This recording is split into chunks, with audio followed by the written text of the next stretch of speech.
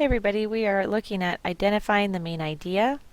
So just go ahead and take good notes, pay attention. You will have a packet you'll be working on in groups when you return to class tomorrow. So finding the main idea, why is it important? Because it helps us understand what we're reading. It helps us to remember and retell what we're reading, and basically every one of your teachers is going to ask you to use this skill. The main idea is the main topic of the paragraph. It's the point of the passage minus all the details. So the big picture is what the author wants you to know. So the purpose of the paragraph or text is the main idea. It's all the information in the paragraph should connect to the main idea. Some information is not as important, and good readers identify these key ideas. So if you're looking at a paragraph, you're first going to ask yourself, what is this basically about? And then you need to be able to point out the kind of general statement that sums it all up. Topic versus main idea. The topic is the person, the place, or the thing that the passage is about. That's your topic. While your main idea is the gist of the passage. It's the substance. It's the message. So the topic plus the message would equal your main idea. To get the gist, you're going to summarize the passage in 10 words or less. What is being said about the topic? Who or what did what? So read this paragraph to yourself.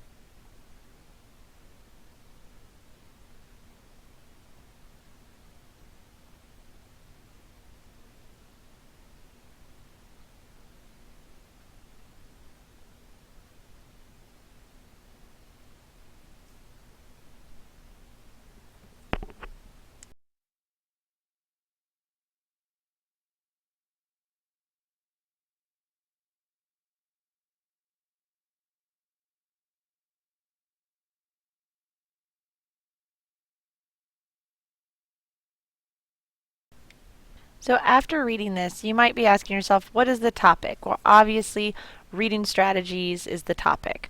And then what even more specifically? Okay, reading strategies on how to come up with the main idea. Are they saying they're all the same, or are they saying they're different? And they're saying there are different ways of doing this. So you might come up with readers use different methods to find the main idea as your main idea of that paragraph. Reading the next paragraph. Nathaniel Hawthorne is a name associated with many different styles of writing that have intrigued the writer well past the 19th century. Born in the infamous city of Salem, Massachusetts on Independence Day in 1804, he grew up with many obstacles that influenced his writing and led him to adopt various patterns instead of relying on one sole medium to convey his thoughts. He was a novelist, a master of short story, and a poetic essayist. One facet, though, that tied the works together, his brilliant use of the concepts of both the Enlightenment and Romanticism.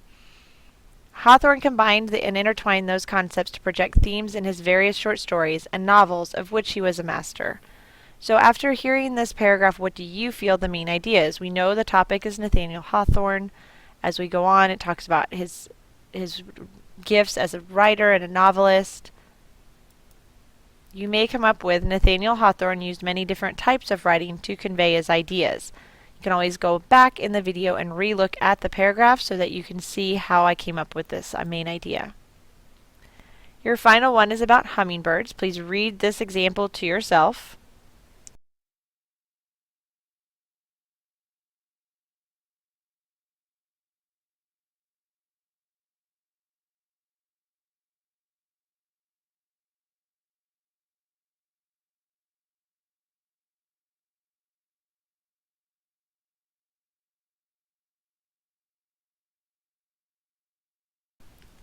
So you know after reading this that the topic is about hummingbirds.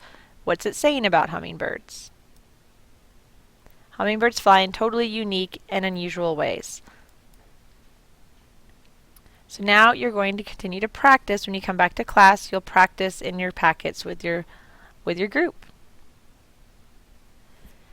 Now we're moving on to implied main ideas. Implied main idea is a main idea that is not stated directly. It's strongly suggested, so you're using your inference skills to find out this implied main idea by using all the details in the passage. Some college textbooks use details to imply the main idea. Short stories, novels, poems, and plays often rely on vivid details to suggest the author's point, which is left unstated. Questions for finding the implied main idea that you might ask yourself: what is the topic or subject of the paragraph? What are the major supporting details?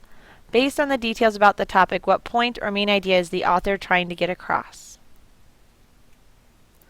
Using supporting details and thought patterns to find implied main ideas. The implied main idea must be general enough to cover all the details, but it cannot be so broad that it becomes an overgeneralization or a sweeping statement that suggests details not given.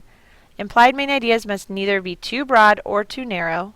And to find an implied main idea, you should create a summary from the supporting details. So you basically look at all the details and then try and make up your own main idea, which becomes your implied main idea.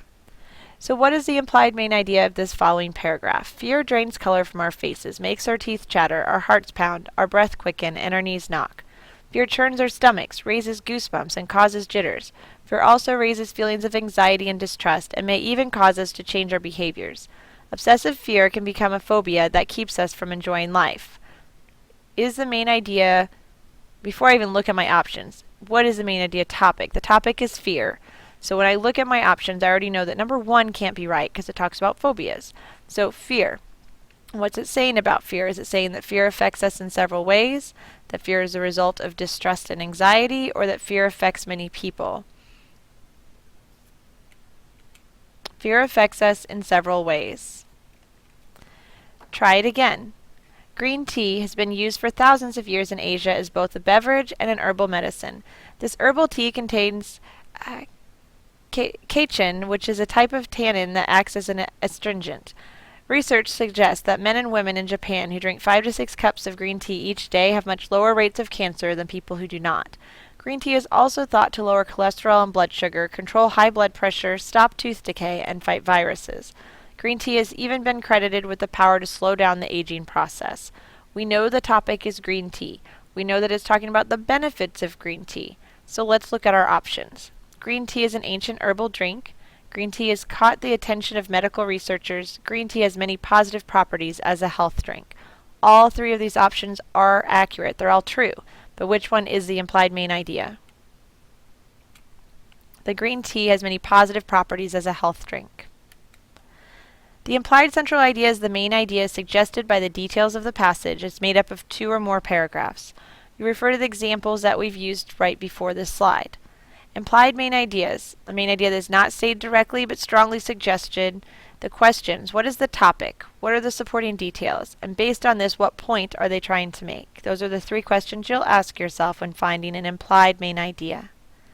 The implied main idea should not, it will be general enough to cover all details, but not too broad. So it should not be too broad. Implied main ideas must not be too narrow.